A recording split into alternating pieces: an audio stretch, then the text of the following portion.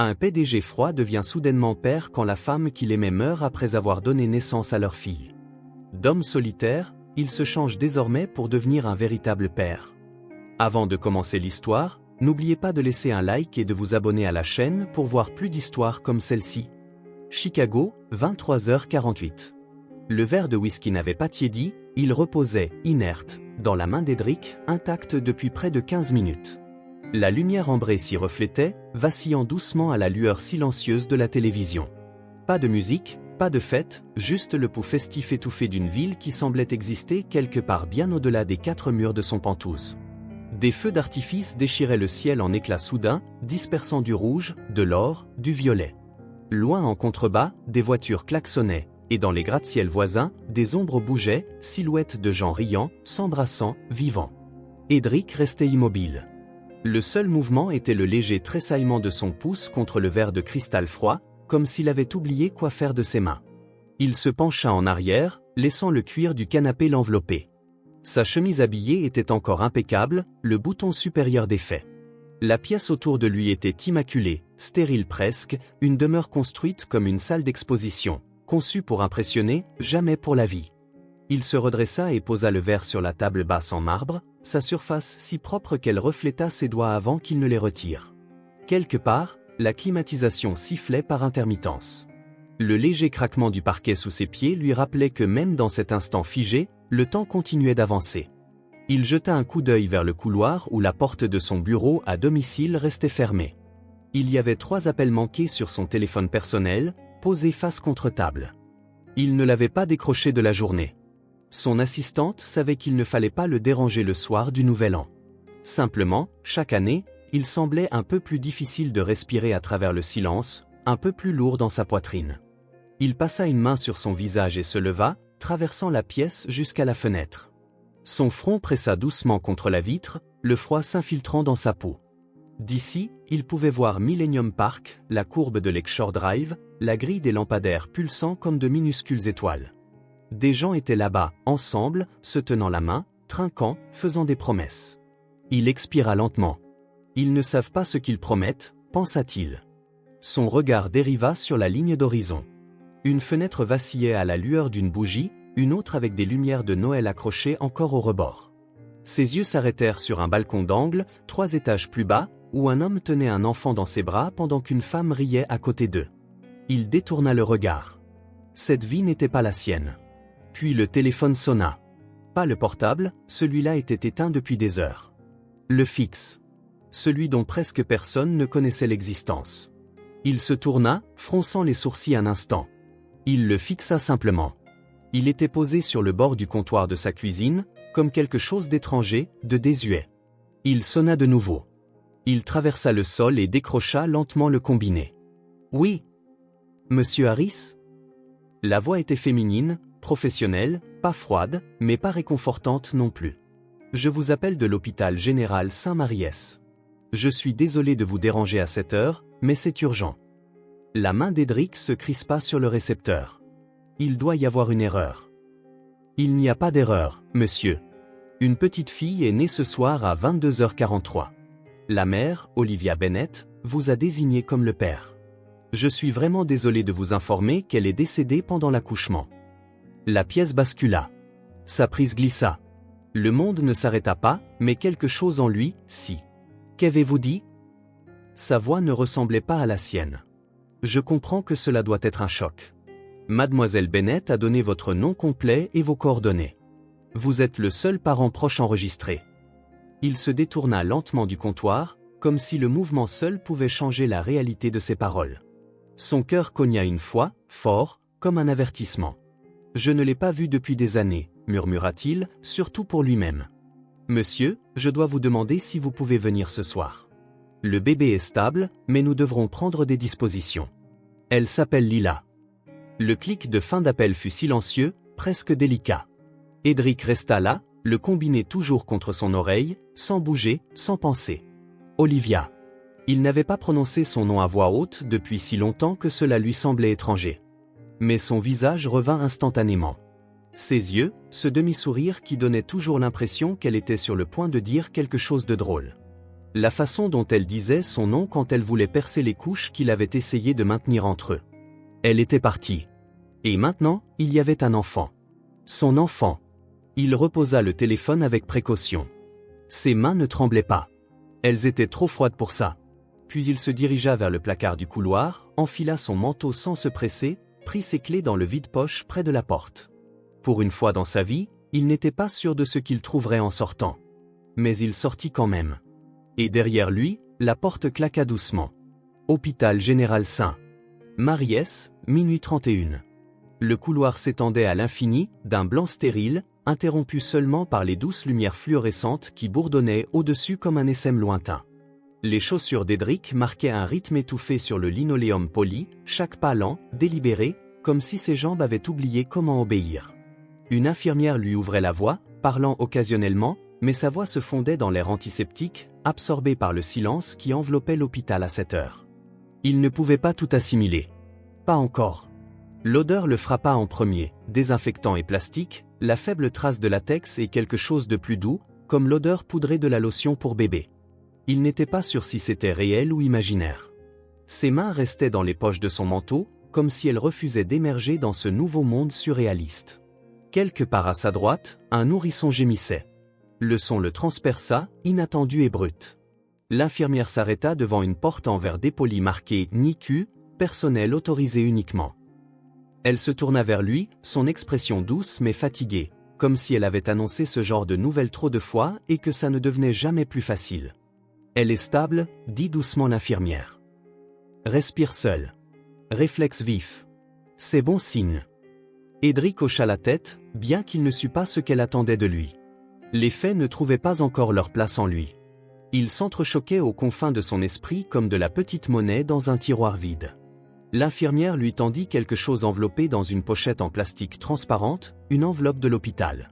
« Avant que vous ne la voyiez, dit-elle, il y a quelque chose que la mère a laissé pour vous. » Il la prit à deux mains. Elle semblait plus lourde qu'elle ne devrait. Ses doigts hésitèrent sur le seau, tremblant juste assez pour qu'il le remarque et les serre plus fort. « Pas maintenant. » Il ouvrit l'enveloppe de force. À l'intérieur, pliée soigneusement, se trouvait une seule page de papier à lettres lignées. Son écriture, indubitable.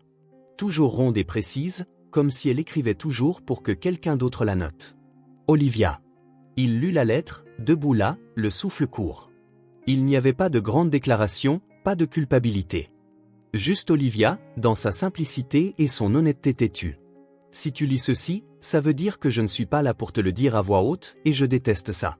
Mais je savais que ça pouvait arriver. Je veux que tu saches que Lila n'était pas un accident. Je l'ai choisi, j'ai choisi de l'avoir, choisi de l'aimer. Et je te connais. Je connais l'homme que tu étais avant tout ça. L'homme qui me tenait la main sous un lampadaire parce qu'il avait peur de me perdre. Je crois qu'il est toujours là. Sois présent. Elle a besoin de cette version de toi. Pas celle qui est parfaite, juste celle qui est honnête. Derrière la lettre, un autre bout de papier était à moitié sorti, déchiré d'un bloc-notes. L'encre était tachée sur le bord, clairement écrit à la hâte. Moins de mots cette fois, court et tranchant. Si tu lis ceci, elle est arrivée jusqu'à toi. Sois meilleur que tu ne l'étais. Pour elle. Oh! Il plia lentement le papier, non pas parce qu'il avait fini, mais parce qu'il n'était pas prêt à le regarder plus longtemps. L'infirmière ne dit rien, attendit simplement. Puis elle tendit autre chose. Un minuscule bracelet bleu pâle. Son bracelet d'identification, dit-elle. Le nom imprimé sur le bracelet était trop petit pour qu'il puisse le lire au début. Il le rapprocha. Les lumières fluorescentes rebondissaient sur la surface brillante. Ses yeux s'arrêtèrent sur le nom. Lila Bennett. 31 décembre 2024. Les lettres lui nouèrent l'estomac. Bennett. Pas Harris. Bien sûr. C'était son nom à elle. Olivia. Mais ce n'était pas juste un nom. C'était un signe. Un mur subtil et silencieux entre lui et l'enfant qui attendait derrière la porte. Un signal qu'il n'avait pas été là, qu'il avait été hors de propos quand ça comptait. Qu'elle s'était préparée à élever Lila sans lui. Il referma doucement la main sur le bracelet. L'infirmière ouvrit la porte du NICU. À l'intérieur, le monde changea. Tout se resserra. Lumière tamisée, le rythme mécanique des respirateurs, le faible murmure de l'air filtré. Des rangées de minuscules incubateurs brillaient comme de petites étoiles dans l'obscurité. Il la suivit en silence jusqu'à ce qu'elle s'arrête à côté d'un près de la fenêtre. « Elle est juste là. » Edric s'approcha. Et puis il la vit. Lila. Elle était enveloppée dans un doux lange rose. Sa tête avait à peine la taille de sa paume. Des mèches de cheveux sombres bouclaient contre son front. Sa peau était chaude, translucide, comme de la soie fragile. Elle ne bougeait pas, respirait simplement régulièrement. Le soulèvement et l'abaissement de sa poitrine étaient presque imperceptibles. Il n'y avait pas de musique, pas d'ouverture poétique. Juste le bip-bip silencieux du moniteur à côté d'elle. Chaque pulsation un battement de tambour régulier qui remplaçait en quelque sorte le sien. Il resta immobile, trop immobile. Durant toutes les années où il avait dirigé des entreprises, conclu des affaires impossibles, tranché dans les négociations comme une lame, il ne s'était jamais senti aussi impuissant, aussi désarmé. Lila ne savait pas qui il était, s'en fichait. Pourtant, elle était là, respirant, à cause d'une femme qui avait autrefois cru en une version de lui que même lui avait oublié. Il se pencha lentement, posant les deux mains sur le bord de l'incubateur, incertain si c'était permis. Son souffle se coupa quand ses petits doigts tressaillirent. Ses yeux ne s'ouvrirent pas, mais sa main, poing fermé, bougea. Sans réfléchir, Edric glissa son index juste sous l'ouverture du lange. La main de Lila le trouva. Elle se referma, douce mais sûre, autour de son doigt. Et à cet instant, l'espace entre eux s'effondra. Il ne pleura pas, pas exactement. Mais quelque chose derrière ses yeux brûla, inconnu et vif, comme si chaque version de lui-même qu'il avait construite, chaque couche, chaque armure, s'était soudainement fissurée. Elle s'accrochait. Pas parce qu'elle le connaissait, mais parce qu'il était là. Et c'était suffisant.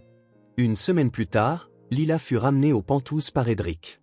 L'ascenseur sonna doucement en atteignant l'étage du Penthouse. Edric sortit avec Lila dans ses bras, le porte-bébé surdimensionné fourni par l'hôpital pendant maladroitement à son épaule. Les portes coulissèrent derrière lui, les scellant dans un monde qui semblait soudain beaucoup trop grand. L'espace était silencieux, trop silencieux. Son Penthouse, immaculé, anguleux, acier inoxydable et gris ardoise, paraissait presque clinique maintenant. D'immenses parois de verre révélaient la ligne d'horizon de Chicago, baignée dans la lumière du début d'après-midi. Ses pas résonnaient sur le béton poli alors qu'il traversait le salon. Le bruit de ses chaussures, le doux froissement du lange de Lila, c'étaient les seuls sons. Elle ne faisait pas d'histoire, pas encore. Elle dormait de nouveau, la bouche légèrement ouverte, son souffle chaud contre sa poitrine. Toujours enveloppée dans l'écharpe délavée qui avait appartenu à Olivia. Ce n'était pas un article standard. Le personnel de l'hôpital n'avait rien dit en la lui remettant, l'avait juste glissé autour de Lila comme un murmure. Edric l'avait reconnue immédiatement, laine lavande pâle, usée sur les bords, sentant faiblement le même savon à la citronnelle qu'Olivia utilisait en été. Il avait oublié cette odeur jusqu'à ce qu'elle le retrouve sur ce morceau d'aile usé jusqu'à la corde. Il voulait déballer Lila, la border dans quelque chose de propre et neuf, mais ses doigts s'arrêtèrent. L'écharpe était la seule chose dans laquelle sa mère l'avait jamais enveloppée. L'enlever lui donnait l'impression de supprimer une connexion qu'il ne méritait pas d'interférer. Alors, à la place, il la plia soigneusement.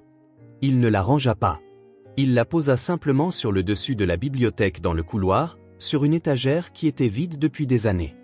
La voir là le troublait, comme si elle n'appartenait pas à cet endroit où tout était sélectionné et détaché. Mais elle non plus. Ni lui, maintenant. La chambre d'enfant n'était pas du tout une chambre d'enfant. C'était une chambre d'amis autrefois, puis une salle de lecture.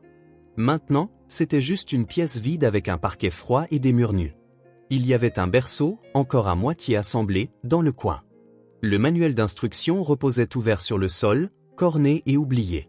Edric n'avait pas fini de le monter. Au lieu de cela, il avait emprunté le couffin de l'hôpital. Sa structure en plastique et ses côtés en maille douce semblaient bon marché contre le décor coûteux de son Penthouse, mais c'était la seule chose prête. Il y déposa Lila, ajustant lentement sa tête. Elle remua légèrement, un grognement doux de protestation, puis se calma. Edric recula et resta simplement là. Il ne savait pas ce qu'il attendait. Une sorte de signal. Un instinct qu'il n'avait pas. Il vérifia 2 fois le babyphone, ajusta la petite caméra comme si cela faisait une différence. Le silence de la pièce bourdonnait autour de lui. Puis le premier cri vint. Il commença bas, un gémissement hésitant, puis monta rapidement en un hurlement aigu et perçant qui remplit tout l'appartement comme une alarme. Edric tressaillit. C'était plus fort qu'il ne s'y attendait. le visage de Lila devint rouge, ses bras s'agitant sous le lange. Il se précipita vers le couffin, ne sachant pas où mettre ses mains. « Ok, ok, murmura-t-il, essayant de paraître calme. « Je suis là. » Il la souleva comme il avait vu l'infirmière le faire, sous les bras, en faisant attention au cou. Mais le corps de Lila s'arqua et le cri s'aiguisa, devenant quelque chose de strident et presque offensé. Il la berça, rebondissant légèrement. « Allez, s'il te plaît, juste ?» Il s'arrêta. Sa voix se brisa. Il ne savait même pas ce qu'il demandait. Rien ne fonctionnait. Ses pleurs devinrent plus forts, ses jambes se libérèrent du lange en donnant des coups de pied, une chaussette tomba sur le sol. Edric baissa les yeux sur son petit pied tremblant, rose et froid contre son costume. L'impuissance l'envahit, un nœud serré dans sa gorge. Il s'assit là, par terre, Lila dans ses bras, le dos appuyé contre le mur sous l'horloge géante qui tic-taquait au-dessus de lui. Chaque seconde marquée par un clic qui semblait plus fort maintenant, presque moqueur. Tic, tic, tic. Chacun un rappel qu'il perdait du temps et le contrôle. Il essaya à nouveau d'ajuster sa prise. Elle se tortilla et hurla plus fort. Et puis une voix, puis-je ? Il leva les yeux. Margaret se tenait dans l'embrasure de la porte. La cinquantaine, vêtements pratiques, un sac en toile toujours en bandoulière. Elle avait ce genre de présence qui ne se pressait pas, n'empiétait pas, mais était simplement. Edric cligna des yeux. Elle n'arrête pas. Margaret hocha la tête une fois. Elle a faim. Probablement trop fatiguée aussi. Il hésita, puis tendit Lila sans un mot. Les mains de Margaret étaient stables lorsqu'elle prit le bébé. Le changement fut instantané. Les pleurs de Lila s'adoucirent, puis se transformèrent en hoquets. Margaret la berça contre elle, marchant lentement dans un petit rythme à travers la pièce, murmurant bas, presque inaudiblement. En quelques instants, les pleurs cessèrent. Edric la fixa. Il n'y avait pas de magie là-dedans, pas d'astuce. Juste de l'aisance, de la familiarité. Elle bougeait comme quelqu'un qui avait fait ça 1000 fois, et Lila fondit contre sa poitrine sans résistance. Une chaleur étrange monta à l'arrière de son cou. Ce n'était pas seulement du soulagement. C'était autre chose, quelque chose d'inconfortable. De la jalousie. Il n'en était pas fier, mais en regardant Margaret tenir Lila, l'apaisant comme si c'était la chose la plus naturelle du monde, il se sentit comme un étranger dans sa propre maison. Un homme observant deux personnes se connecter à travers une paroi de verre qu'il ne pouvait pas toucher. Margaret se tourna, offrant un petit sourire. « Laissez-moi m'occuper d'elle un peu. Vous avez l'air d'avoir besoin d'une minute. » Il hocha la tête. « Merci. » Il resta assis alors qu'elle s'éloignait dans le couloir, Lila reposant tranquillement dans ses bras. Le rythme de ses pas s'estompa dans le silence de l'appartement. Edric fixa l'écharpe sur l'étagère, puis l'horloge. Tic, tic. Il passa une main sur son visage. Sa maison n'avait jamais été bruyante, jamais été chaleureuse, jamais été en désordre. Maintenant, elle était les trois. Et d'une certaine manière, malgré tout, elle semblait plus vivante que jamais. Pourtant, il ne s'était jamais senti aussi peu à sa place à l'intérieur. La lumière du matin dérivait lentement dans l'appartement, comme une invitée réticente. Elle filtrait à travers les baies vitrées, projetant de longues lignes sur le sol en marbre. Edric se tenait pieds nus dans la cuisine, biberon à la main, agitant le lait tiédi en cercle pratiqué. Il avait appris la température exacte la nuit précédente, après 2 tentatives ratées et un cri particulièrement aigu de Lila qui avait résonné comme un jugement sur les murs de verre. Margaret lui avait montré comment le tester sur son poignet. Pas trop chaud, pas trop froid, avait-elle dit, guidant sa main. Il se souvenait de la façon dont sa voix ne portait pas les instructions comme des ordres, mais des offrandes. Il n'avait pas demandé d'aide. Il ne le faisait jamais. Mais elle l'avait donné quand même. Maintenant, il tenait Lila dans le creux d'un bras, le biberon incliné avec soin. Elle buvait sans faire d'histoire, ses petits doigts agrippés au bord de sa chemise. Il ne savait toujours pas s'il faisait bien les choses, mais elle ne pleurait pas. C'était suffisant pour l'instant. Plus tard dans la journée, il se tenait au seuil de la chambre d'amis, sa chambre. Maintenant, avec une serviette drapée sur son épaule et Lila gigotant doucement dans ses bras. La petite baignoire gonflable que Margaret avait installée était posée sur le sol, à moitié pleine. De la vapeur s'élevait faiblement, s'enroulant vers le plafond. Il l'abaissa avec précaution. L'eau clapota sur ses jambes et elle sursauta, les bras s'agitant, un petit gémissement s'échappant de ses lèvres. « Et, c'est bon », murmura Edric, ses mains tremblant légèrement alors qu'il soutenait son cou et son dos. « Juste de l'eau. » Rien à craindre. Mais la peur n'était pas la sienne. C'était la sienne. Et s'il la laissait tomber? Et si l'eau était trop chaude? Et si elle glissait? Et si quelque chose d'aussi simple devenait quelque chose d'irréversible? Il avait passé sa vie à maîtriser le risque, mais rien de tout cela ne l'avait préparé à ça. Donner le bain à un enfant si petit. Si incroyablement doux. Elle ressemblait plus à un souffle qu'à un corps. Alors qu'il attrapait la serviette, quelque chose attira son attention. Une légère marque rouge à l'intérieur de son poignet. Ce n'était pas profond, probablement dû au bracelet d'identification que l'hôpital avait serré un peu trop fort. Mais son estomac se tordit. Il la toucha doucement, effleurant à peine la peau avec son pouce. Sa peau était intacte partout ailleurs. La plus petite ecchymose sur son corps ressemblait à une menace. Comme un échec. Comme une permission pour le doute de fleurir. Il examina chaque centimètre. Coude, genou, cheville. Rien d'autre. Juste cette unique tache pâle. Pourtant, quelque chose en lui se crispa. Tordu. Si quelqu'un te fait du mal, murmura-t-il, presque pour lui-même, il devra d'abord me passer sur le corps. Lila cligna des yeux vers lui, le regard large et flou. Il ne savait pas si elle entendait, si elle comprenait. Mais à cet instant, il pensait chaque mot avec la clarté d'un homme qui n'avait jamais rien protégé auparavant, et qui avait maintenant quelque chose qu'il ne pouvait pas se permettre de perdre. Il l'enveloppa dans une serviette, la séchant lentement. Elle gazouilla doucement, se blottissant contre le creux de son cou. Sa chaleur s'infiltra à travers le tissu, l'ancrant. 1 heure plus tard, il se tenait dans le salon avec elle nichée dans ses bras, se balançant doucement près de la fenêtre. Son téléphone vibra. Un numéro qu'il ne reconnaissait pas.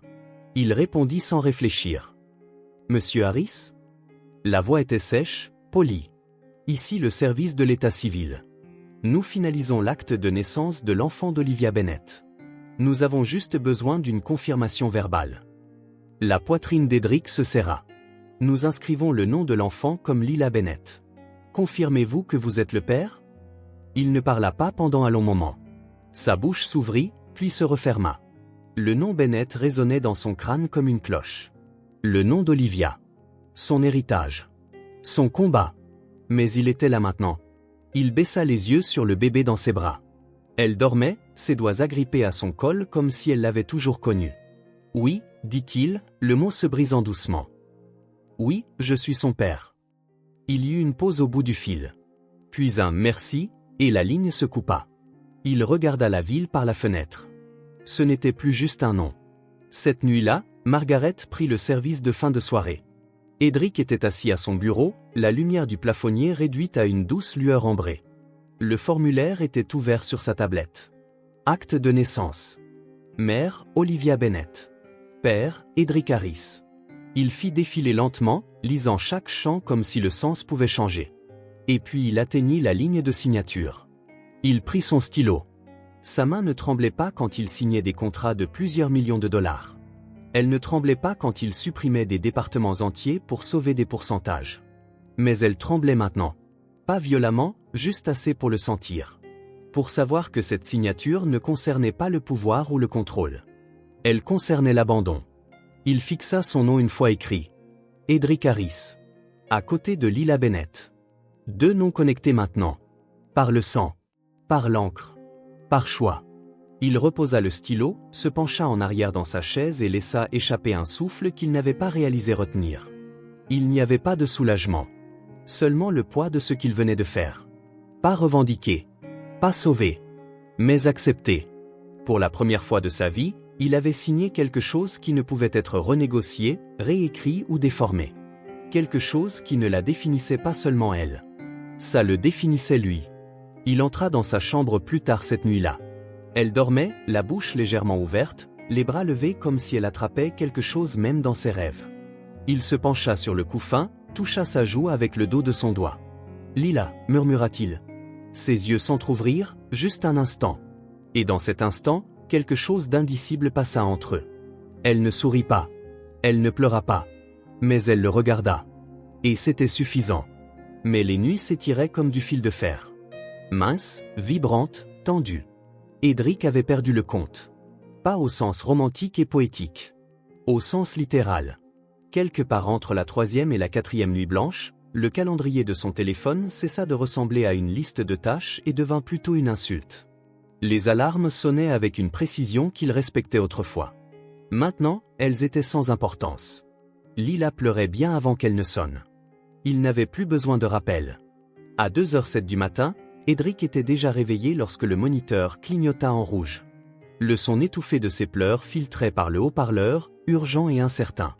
Il roula hors du canapé, la couverture à moitié drapée sur ses jambes, et marcha pieds nus dans sa chambre. Le parquet était froid sous ses plantes de pied, mais son corps bougeait par instinct maintenant. Les articulations douloureuses, la raideur dans son cou, la faible pulsation persistante derrière son œil droit, c'étaient devenues des constantes. Lila se tortillait déjà quand il se pencha sur le couffin. Ses jambes donnaient des coups de pied, les poings serrés, le visage plissé de rage. « Qu'est-ce qu'il y a, hein ?» demanda-t-il doucement, la voix rauque de sommeil qu'il ne se souvenait pas d'avoir eue. « Faim ? Gaz ? Angoisse existentielle ?»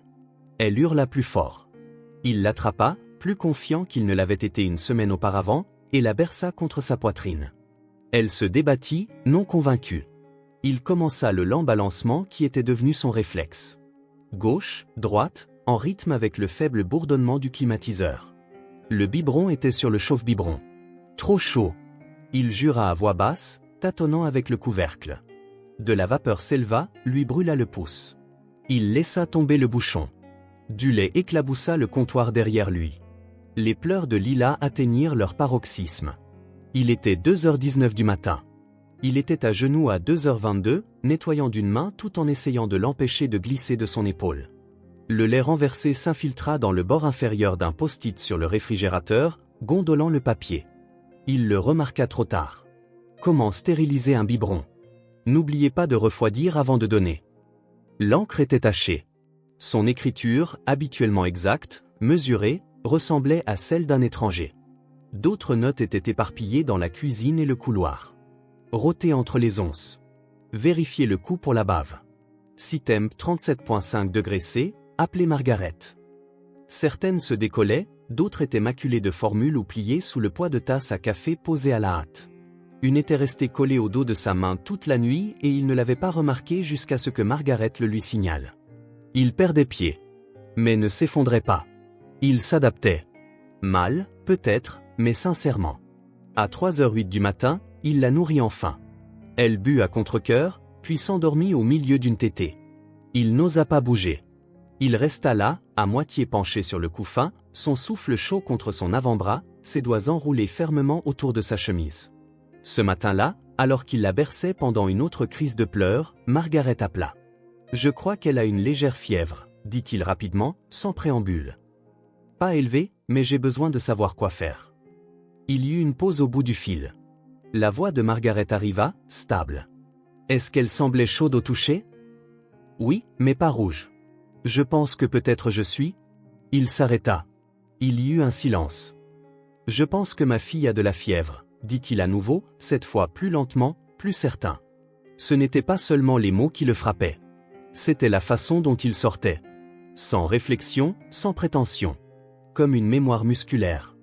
Il n'avait pas dit la fille d'Olivia ou le bébé. Il avait dit ma fille. Il raccrocha après avoir pris ses conseils. Bain tiède, la garder près de lui, surveiller. Lila somnola de nouveau sur sa poitrine, sa fièvre s'estompant au moment où le ciel commençait à se réchauffer, teintant d'orange doux la ligne d'horizon gris acier. Le corps d'Edric vibrait de fatigue. Il ne s'était pas douché depuis 2 jours.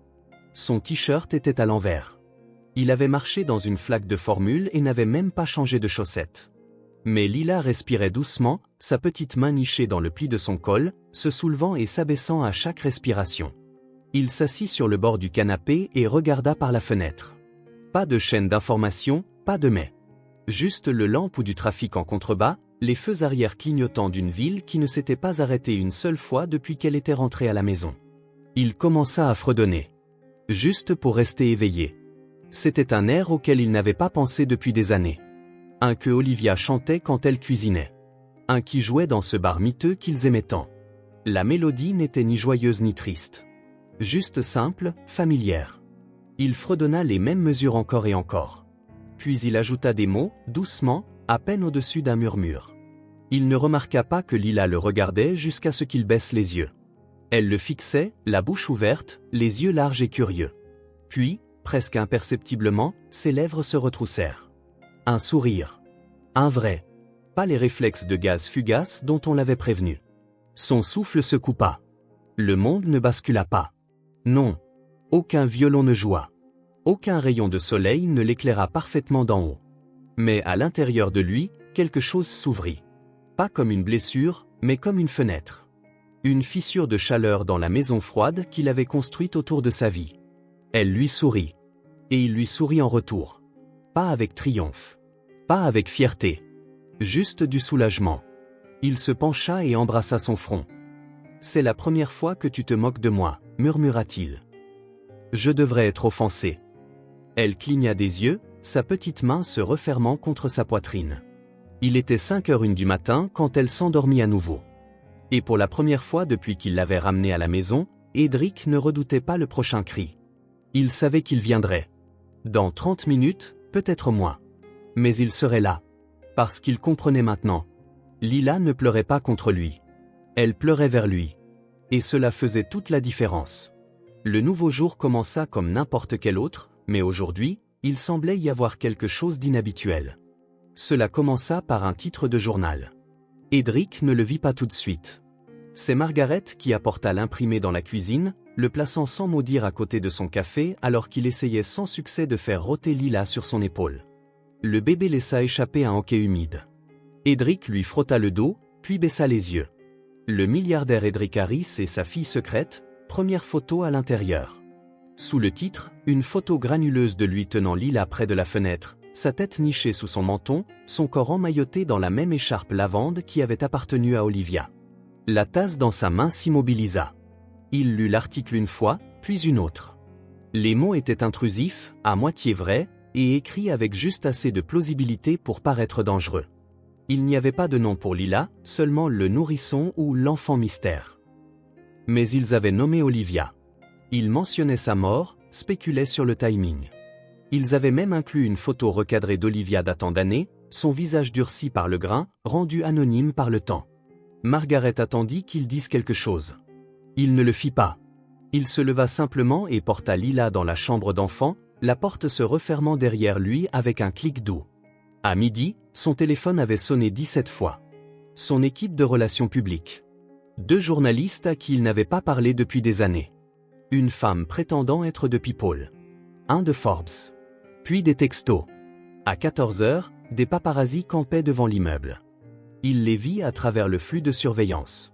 Des SUV noirs aux vitres teintées. Un homme assis sur le toit d'une camionnette avec un téléobjectif plus long que son avant-bras. L'un d'eux portait un uniforme de livreur. Un autre faisait semblant de promener un chien. Edric coupa le flux. Puis il alla de pièce en pièce, vérifiant chaque rideau, chaque serrure, chaque fenêtre. Margaret observait en silence. Cette nuit-là, il reçut un email de la sécurité. L'un des gardiens de nuit de l'immeuble avait vendu une confirmation à la presse. Oui, il y a un bébé là-haut. C'est tout ce qu'il avait fallu. Quelques mots, quelques milliers de dollars. Le gardien avait été licencié. Edric demanda à le rencontrer quand même. Ils s'assirent dans le hall après les heures d'ouverture, dans un coin tranquille où aucune caméra n'arrivait. L'homme était plus jeune qu'il ne s'en souvenait, pâle, nerveux, se tordant les mains. « Je ne voulais pas faire de mal, monsieur, dit-il. Je ne pensais pas que ça prendrait une telle ampleur. » Edric ne cria pas. Il ne menaça pas. Il ne posa qu'une seule question, la voix basse, égale. « Avez-vous pensé à elle avant de prendre l'argent ?» L'homme ne répondit pas. Il n'en avait pas besoin. Pendant les 3 jours suivants, le monde extérieur devint frénétique. Des drones bourdonnaient aux fenêtres au crépuscule. Des reporters glissaient des notes aux portiers. Les emails affluaient, œuvres de charité, influenceurs, étrangers prétendant avoir été proches d'Olivia, personnes proposant de raconter son histoire. Certains demandaient des interviews, d'autres offraient des conseils juridiques. Un voulait lui vendre un contrat de livre. Edric n'en lut aucun. Au lieu de cela, il mit son téléphone en silencieux, refusa les appels, annula les réunions, ferma son calendrier pour le mois. Il se replia sur lui-même. Margaret le remarqua en premier. Ses épaules, autrefois droites même dans l'épuisement, étaient maintenant constamment tendues. Il s'emportait lorsque le micro-ondes bipait, lorsque le babyphone cliquait, lorsque la sonnette retentissait 2 fois en 1 heure. À un moment donné, un ami de ses années universitaires, quelqu'un à qui il n'avait pas parlé depuis 6 ans, se présenta sans y être invité à la conciergerie. Edric leur dit de ne plus jamais laisser cela se produire. Il annula les livraisons, refusa les invités. Pas de courrier, pas de femme de ménage, pas de nettoyeur. Le Penthouse devint une forteresse, et Edric son gardien autodésigné. Il planait au-dessus du berceau de Lila, au-dessus des caméras, au-dessus des rideaux. La nuit, il se tenait les bras croisés, observant la ligne d'horizon avec une fureur silencieuse, comme s'il défiait la ville d'essayer de lui prendre autre chose. Un après-midi, il commença à esquisser des plans d'évasion dans un carnet. Louer une 2e propriété. Changer d'identité. Déménager sur la côte. Un endroit avec des arbres, moins de voisins, moins de visibilité. Il n'en montra rien à Margaret, mais elle vit les signes. C'est pendant une accalmie de la journée, Lila endormie, le soleil s'étirant doré sur le parquet, qu'Edric rêva. Pas vraiment endormi, plutôt assoupi dans le fauteuil près de son berceau, l'épuisement le pliant en 2. Dans le rêve, il était dehors, dans une foule. Les flashs explosaient dans toutes les directions. Le monde blanc et brûlant de bruit et de frénésie. Il tenait Lila contre sa poitrine, mais elle pleurait, hurlait vraiment. Et peu importe à quel point il la serrait fort, à quel point il se déplaçait désespérément à travers la foule, les caméras ne s'arrêtaient jamais. Les visages ne se brouillaient jamais. Elle continuait juste à pleurer, plus fort, plus rauque, jusqu'à ce que le son remplisse ses oreilles et éclipse tout. Il essaya de crier, de hurler « Arrêtez !» mais sa voix ne fonctionnait pas. Il se réveilla en sursaut. Le son du silence soudain trop aigu. Il trébucha dans sa chambre. Elle était là. Endormie. Respirant. Toujours sienne. Il s'effondra sur le sol à côté de son berceau et y resta jusqu'à ce que la lumière change.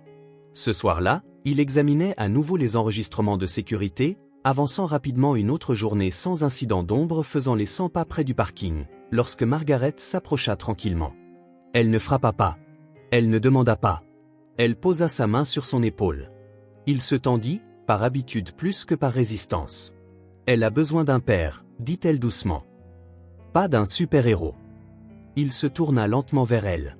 Son expression était illisible, mais ses épaules s'affaissèrent. Je ne peux pas la protéger, dit-il après un moment. Pas vraiment. Pas de tout ça. Personne ne le peut, dit Margaret. Mais tu peux être là.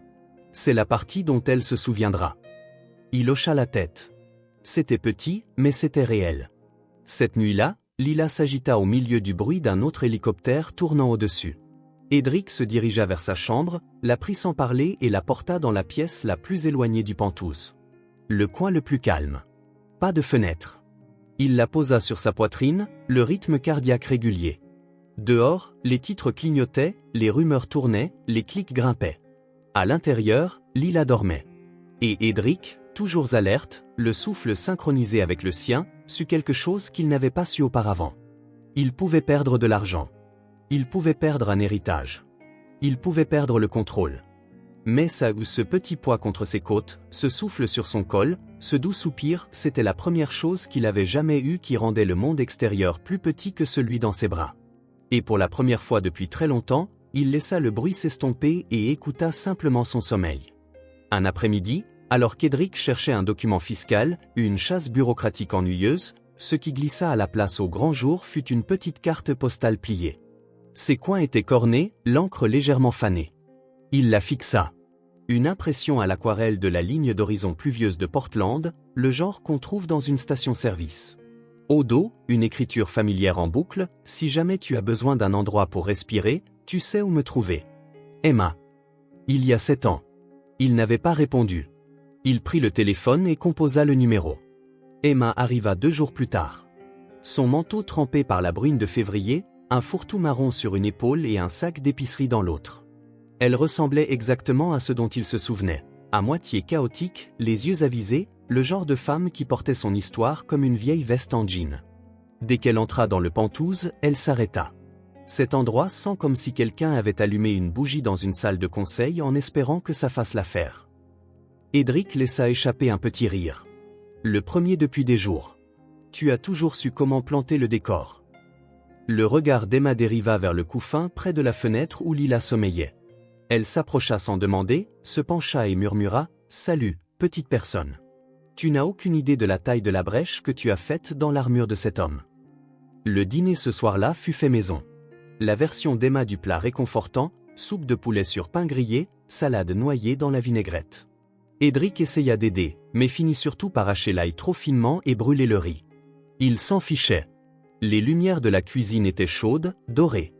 Lila était assise dans son transat entre eux, gargouillant avec une indifférence mi-amusée. Edric tenta de lui donner de la purée de patates douces, manquant sa bouche plus d'une fois. Une goutte atterrit sur la table. Il grogna. Emma fit glisser une serviette vers lui, souriant. L'homme aux milliards de dollars perd contre un bébé de 4 mois. Je suis honoré d'assister à ça. Il sourit. J'ai conclu des affaires impossibles. Des guerres de conseil d'administration. Des séances d'arbitrage à Hong Kong. Mais ça, c'est la négociation la plus difficile que j'ai jamais eue. Parce que celle-ci compte vraiment, dit-elle doucement. Il y eut une pause. La soupe bouillonnait sur la cuisinière. Lila gigotait des pieds. Edric regarda sa cousine de l'autre côté de la table. La fille qui lui volait ses crayons, qui avait une fois soigné sa lèvre fendue au collège, qu'il avait vue avant qu'il ne construise l'armure. Avant la fortune. Avant l'isolement. Il sentit quelque chose s'adoucir. Après le dîner, Emma prit Lila dans ses bras et fit le tour du salon en fredonnant sous son souffle. Lila, somnolente, remua légèrement, puis cligna des yeux vers elle. Et dans ce petit silence, sa petite main tendit et effleura la joue d'Emma. Emma se figea. Puis sourit. Edric resta immobile dans la cuisine, tenant un torchon, observant. Son cœur fit quelque chose d'étrange. Il ne parla pas, mais il sourit aussi. Authentique, facile. Un muscle longtemps inutilisé reprenant fonction. Plus tard cette semaine-là, Daniel appela. Vieil ami, colocataire d'université, maintenant père de 3 enfants. Il avait vu les photos en ligne mais n'avait pas pris contact jusqu'à ce qu'il entende par un ami commun qu'Edric avait recommencé à répondre à son téléphone. Ils se rencontrèrent dans un bar tranquille au sous-sol d'un hôtel-boutique. Le choix de Daniel. Personne ne te dérange ici, dit-il, et le barman ne pose pas de questions. Ils parlèrent pendant 2 heures. Daniel parla de la parentalité comme si c'était la guerre et l'émerveillement réunis. Il n'y a pas de manuel, dit-il en sirotant une bière. Juste des suppositions et de la survie. Tu penses que les nuits blanches sont le pire, mais ce n'est pas ça. C'est de savoir que tu es toujours à un souffle de tout gâcher. Edric hocha lentement la tête. Son verre restait intact. Tu es habitué au contrôle, ajouta Daniel. Mais ça t'humilie plus vite que l'échec ne le fera jamais. Ouais, dit Edric. Vraiment. Ils ne se firent pas d'accolade en partant. Ce n'était pas ce genre d'amitié. Mais alors qu'Edric se tournait pour partir, Daniel dit, ne disparais pas encore. Tu n'es pas le seul à essayer de comprendre. Une semaine plus tard, son ordinateur portable signala un appel Zoom. Le nom à l'écran lui coupa le souffle. Marissa. Son ancienne cofondatrice. Son miroir en ambition. Sa rivale en silence. Elle avait quitté l'entreprise 5 ans auparavant, invoquant des divergences créatives. Edric ne lui avait pas parlé depuis. Il répondit. Elle apparut à l'écran. Pas de maquillage, sweat à capuche, cheveux attachés en arrière. Elle avait l'air de ne pas avoir dormi depuis une semaine. Hey, dit-elle nonchalamment. J'ai entendu dire que tu étais enfin humain. Il cligna des yeux, puis expira un rire. C'est généreux. Je n'ai pas appelé pour parler boutique, ajouta-t-elle. Je voulais juste dire félicitations. Pas pour le bébé. Pour avoir survécu à toi-même. Il y eut une pause. Il hocha la tête. Ils parlèrent de rien pendant 20 minutes. Vieux souvenirs, erreurs stupides, la fois où ils avaient failli donner un nom embarrassant à leur entreprise. Puis elle dit, reste en contact. Cette fois. Oui, je le ferai. Et il le pensait. Cette nuit-là, Edric était assis dans la chambre d'enfant, Lila endormie contre sa poitrine. Le doux murmure du babyphone, le craquement occasionnel du bois sous ses pieds. Il se pencha en arrière dans le rocking chair et regarda la ligne d'horizon sombre et vide. Elle bougea dans son sommeil, ses doigts se refermant sur le bord de sa chemise. Il murmura, tu ne le sais pas. Pas encore. Mais tu m'as sauvé de quelqu'un que je ne savais même pas que je détestais devenir. Les mots sortirent rauques, calmes, honnêtes. Le lendemain matin fut sans incident, mais quelque chose avait changé. Dans la cuisine, Margaret sirotait son thé au comptoir pendant qu'Emma chargeait le lave-vaisselle. Un jouet pour bébé traînait par terre. Un torchon pendait à une poignée de placard. Ce n'était pas parfait, mais c'était chaleureux. Edric entra, pieds nus, berçant Lila, sa tête enfouie contre son cou. Il regarda autour de la pièce. Et pour la première fois depuis des années, peut-être jamais, il ne se sentit pas seul. Il ne se sentit pas comme un homme essayant de contrôler une maison, un récit, un héritage. Il se sentit comme un homme debout à l'intérieur de quelque chose qui ressemblait enfin à un foyer. Lila remua, bâilla. Emma tendit la main pour lui chatouiller le menton. Margaret tendit à Edric un biberon propre sans un mot. La lumière du matin les inonda tous les trois. Un nouveau jour. Et enfin, une famille. Edric réfléchit longtemps et décida de faire quelque chose qu'il aurait dû faire depuis longtemps. Aujourd'hui, il irait visiter la tombe d'Olivia. Il resta à la porte plus longtemps que nécessaire. L'écharpe lavande reposait sur la table du couloir, pliée avec plus de soin qu'aucun vêtement n'avait jamais mérité dans sa maison. Elle n'était pas chic, juste de la laine usée, délavée sur les bords. Mais elle avait enveloppé Lila lors de sa première nuit au monde. Elle avait appartenu autrefois à Olivia. C'était la première chose que leur fille ait jamais connue d'elle. Edric la glissa doucement dans la poche intérieure de son manteau. Il n'apporta pas de fleurs. Cela semblait performatif, creux. Mais l'écharpe, cela signifiait quelque chose. Le cimetière était silencieux comme seul l'hiver peut rendre un endroit silencieux. Terre humide, arbres nus. Le genre d'immobilité qui n'était pas la paix, mais la pause. Tout sous la surface attendait que quelque chose fleurisse à nouveau. Le gravier crissa sous ses chaussures. Personne d'autre ne parcourait les rangées de pierres, à l'exception d'une femme au loin, voûtée, lente, agenouillée près d'une tombe. Un bouquet de lys fané reposait à côté d'elle. La concession d'Olivia était près du fond, nichée sous un cornouiller dégingandé qui avait depuis longtemps perdu ses feuilles.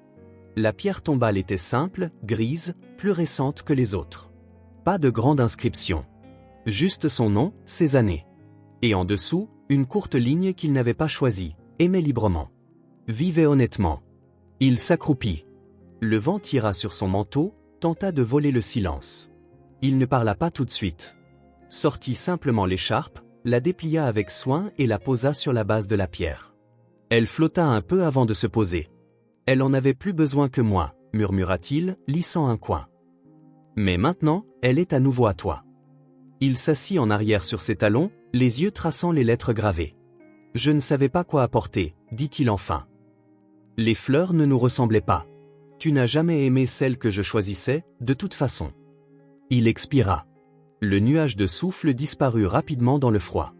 Ses doigts s'enfoncèrent dans la terre humide. Pas fermement, juste assez pour l'ancrer. Je suis désolé, dit-il. J'aurais dû être meilleur. Plus tôt. Les mots restèrent en suspens dans l'air, bruts, non polis. Je n'arrêtais pas de penser que j'aurais le temps de réparer ça. Nous deux, je pense. J'étais si sûr que tu serais là. Qu'il y aurait un moment, quelque part sur la ligne, où je serais prêt. Mais la vie n'a pas attendu. Sa voix se brisa une seconde. Il ne la força pas à avancer. Tu avais raison, d'ailleurs. Sur moi. Sur Lila. Son regard se déplaça vers l'arbre au-dessus. Des branches nues tordues vers le ciel. Je pensais que l'amour devait être gagné. En mesures exactes. Prouvé. Convenu. Mais toi, tu l'as juste donné. Même quand je ne le méritais pas. Et maintenant j'apprends comment. Un bruissement derrière lui. Edric se tourna. La femme qu'il avait vue plus tôt était plus proche maintenant, debout à quelques mètres. Son manteau était en laine, un plaid doux. Ses gants dépareillés. Elle lui fit un signe de tête poli et silencieux. Je ne voulais pas interrompre, dit-elle, la voix rauque par l'âge. Juste, parfois, c'est agréable de savoir que quelqu'un d'autre parle aussi au silence. Il esquissa un sourire fatigué. C'est ma première fois ici. Elle s'approcha, indifférente au froid. Dans sa main se trouvait un mouchoir humide. Les premières visites sont difficiles, dit-elle. Puis elle baissa les yeux sur la tombe. La vôtre ? Oui, dit Edric. Puis un temps. Était. La femme hocha la tête. Elle sortit quelque chose de sa poche et le lui tendit. Un mouchoir propre. On n'arrête pas de leur parler, dit-elle doucement. Même quand ils arrêtent de répondre. Il l'accepta avec un signe de tête. Elle ne resta pas longtemps. posant simplement sa main doucement sur son épaule avant de redescendre le chemin de gravier. Seul à nouveau, Edric se pencha en avant, les coudes sur les genoux. Un souvenir vint, lent et non invité. Lui et Olivia, debout près de sa voiture, l'orage trempant sa robe rouge. Elle venait de dire quelque chose, il ne se souvenait pas quoi, mais ses yeux avaient attendu qu'il le dise en retour. Qu'il se batte pour elle. Qu'il la choisisse. Il ne l'avait pas fait.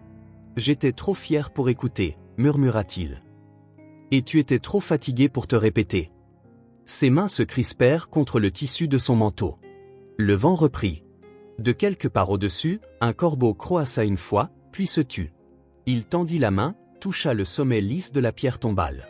Sa main y reposa. « Merci, dit-il. D'avoir cru en moi plus que je ne l'ai jamais fait. » Une seule goutte de pluie tomba. Douce, soudaine. Atterrissant sur le dos de sa main.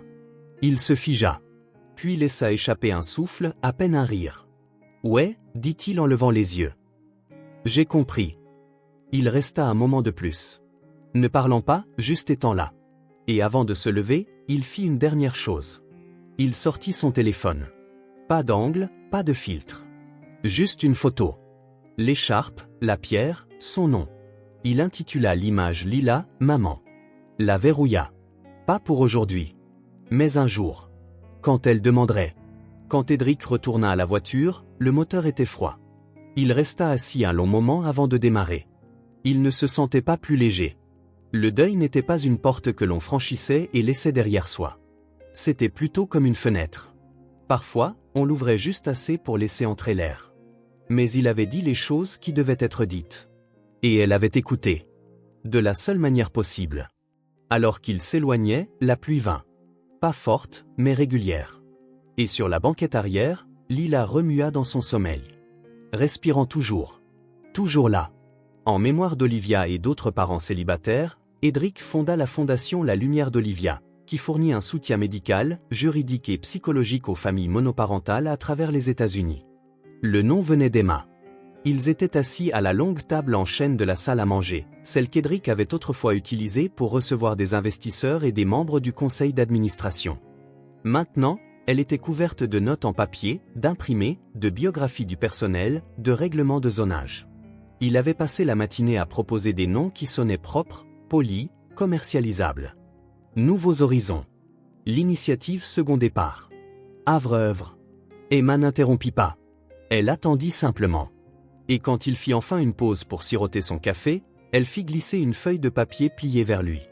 Griffonnée au centre dans son écriture familière se trouvaient 3 mots, la lumière d'Olivia. Il la fixa longuement. Ne dis rien. Cette nuit-là, seul dans le bureau, il écrivit le nom 5 fois. Chaque fois un peu plus lentement, un peu plus sûrement. Et à la 5e, il sut qu'il n'allait pas l'appeler autrement. Les bureaux n'étaient pas en verre et chrome. Il ne voulait pas de ça. C'était un ancien bâtiment de bibliothèque converti dans le South Slope.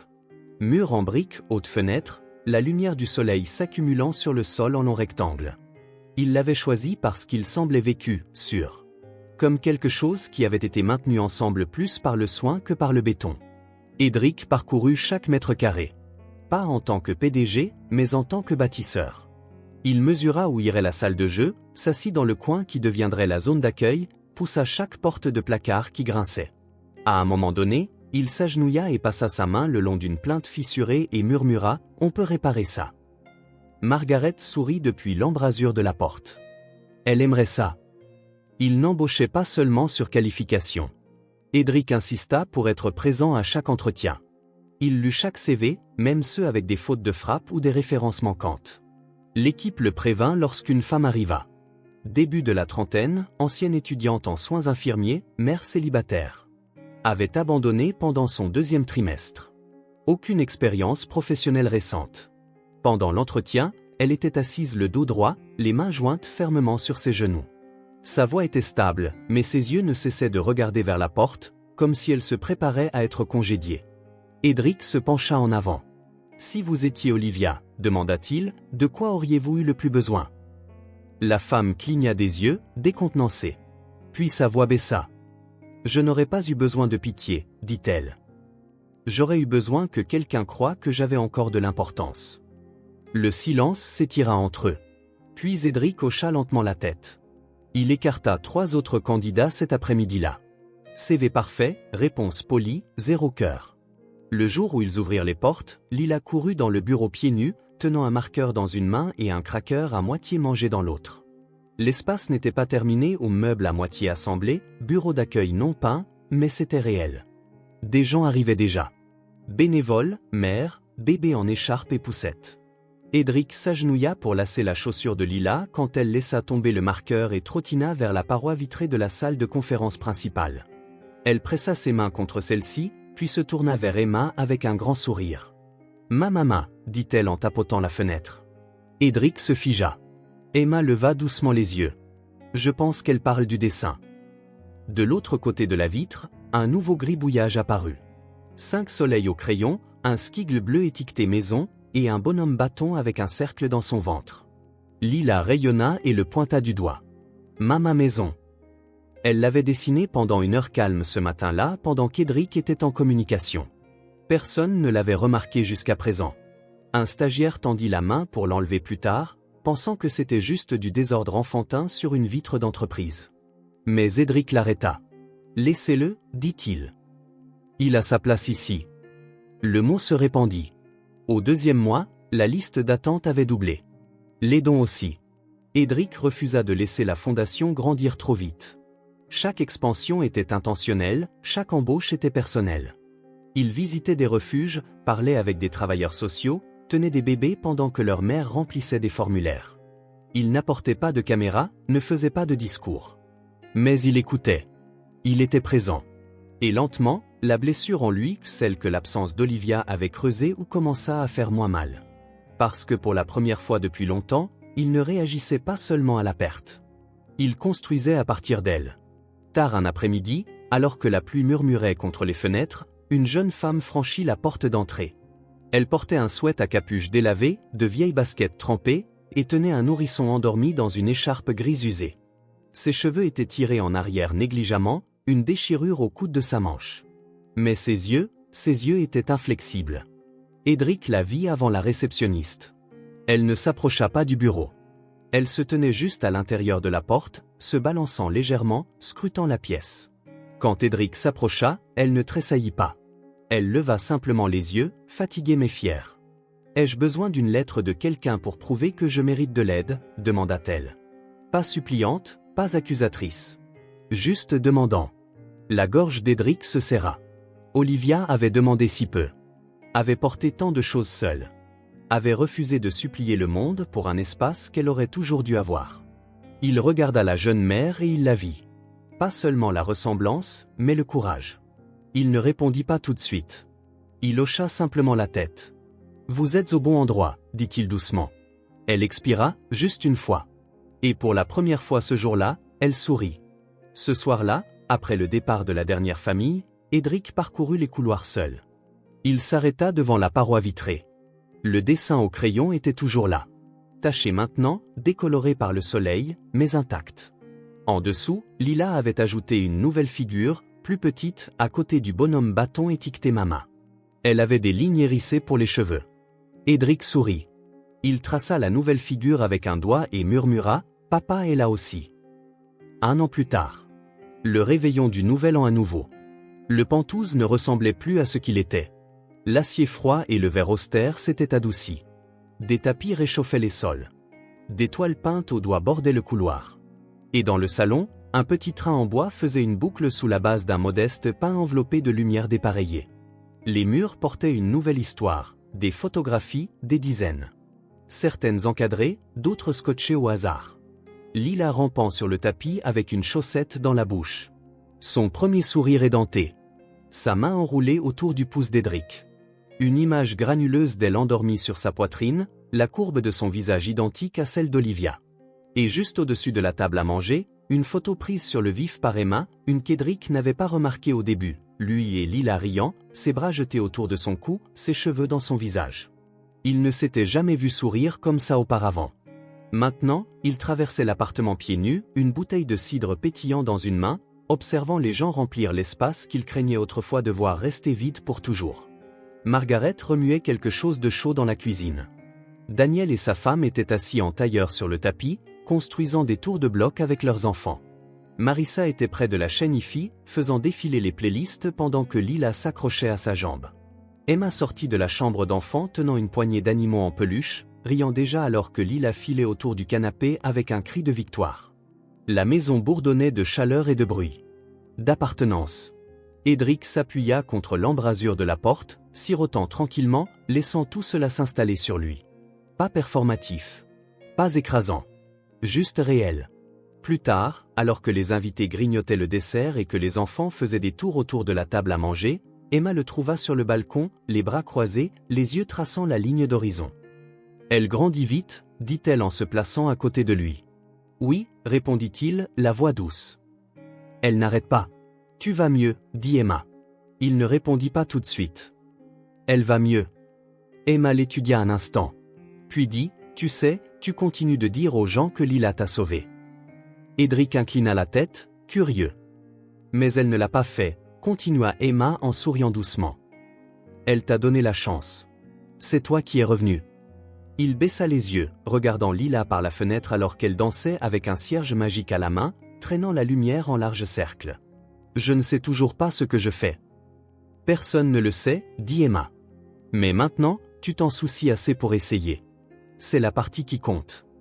À 23h55, les lumières s'atténuèrent légèrement et les gens commencèrent à dériver vers le balcon ou les fenêtres.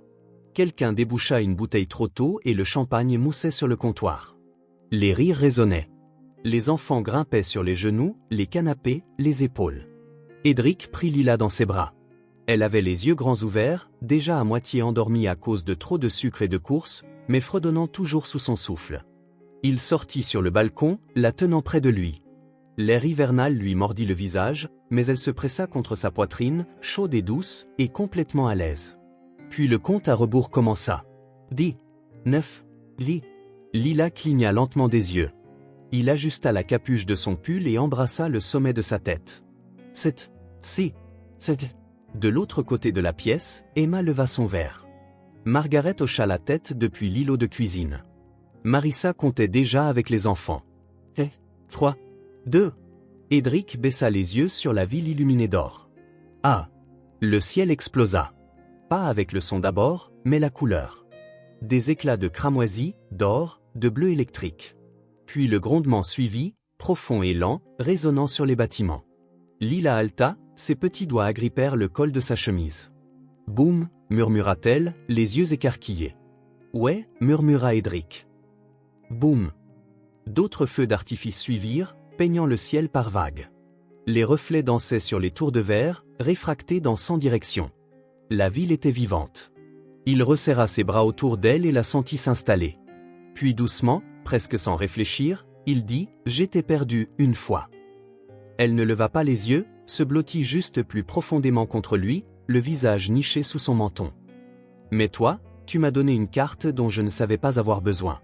Tu m'as appris que les commencements peuvent venir après les fins. Que tout ce qui est brisé ne le reste pas. » La prochaine explosion illumina la ligne d'horizon en or rose. Lila bâilla.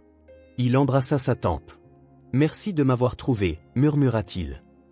Et de m'avoir appris à recommencer. » Lila ne répondit pas. Elle n'en avait pas besoin. Elle sourit simplement dans son sommeil et reposa sa tête contre son épaule.